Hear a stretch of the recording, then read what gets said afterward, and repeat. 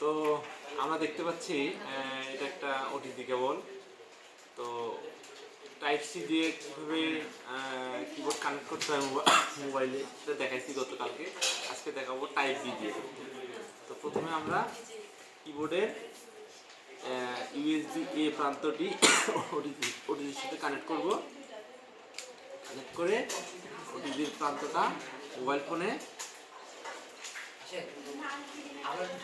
Connect করব।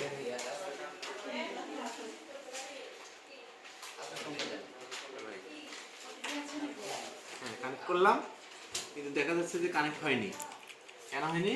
কারণ হচ্ছে যে অ্যান্ড্রয়েড 12 বা আপডেট ফোনগুলোতে ওটিজি সবসময় চালু থাকে, কিন্তু এই ফোনটাতে আমাদের চালু করতে হবে। তাহলে আমরা প্রথমে যাব হচ্ছে সেটিংয়ে। কোথায় যাব?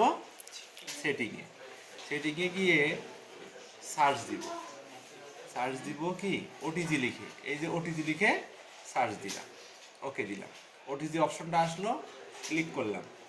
দেখতে পাচ্ছেন ওটিজি অপশনটা ডিজেবল আছে। এটা আমরা কি করলাম? ইনেবল করলাম। এটা ইনেবল করার সঙ্গে সঙ্গে এই যে আপনাদের লাইন চলে আসছে এবং হচ্ছে আমরা কি করতে পারবো? মেসেজ করতে পারবো। এই এই